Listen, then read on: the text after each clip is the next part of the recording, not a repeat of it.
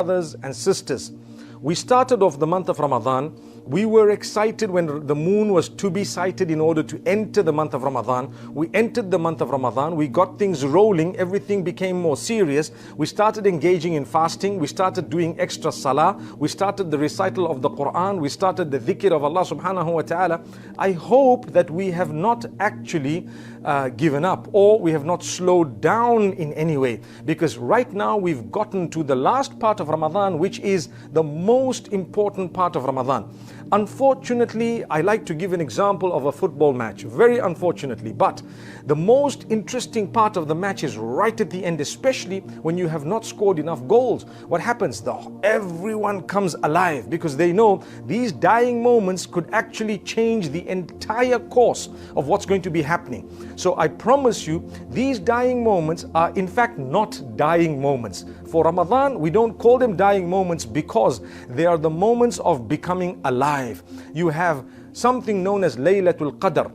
The gift of Allah is that this night of decree and destiny is something massive. He hid exactly which night it was. He has told us various signs. He has informed us through Muhammad sallallahu alaihi wasallam that you need to look for it in the last 10 nights. Then he says one of the odd nights. It's possible it could be an even night as well, according to some narrations, but most likely one of the odd nights. Most likely one of the last few nights.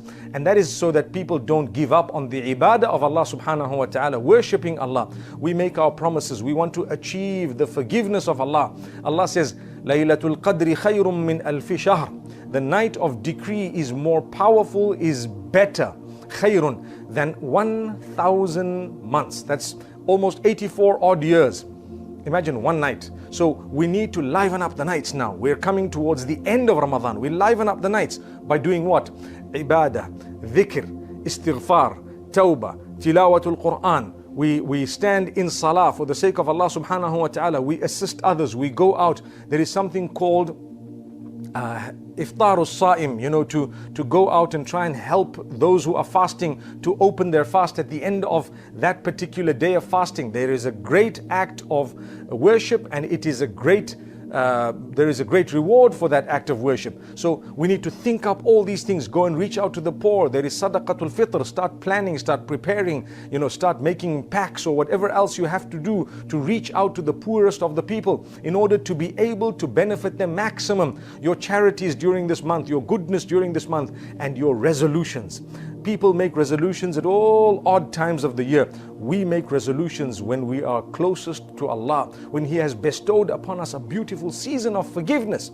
So make the resolutions. I'm not going to go back to my bad ways. I'm not going to miss a salah from now. I'm going to dress appropriately for the sake of Allah subhanahu wa ta'ala. I'm going to improve my relationship with Allah, my relationship with my spouse, my family members, my children, my parents, those who live with me. I'm going to make sure that I use my tongue in the most blessed and proper way.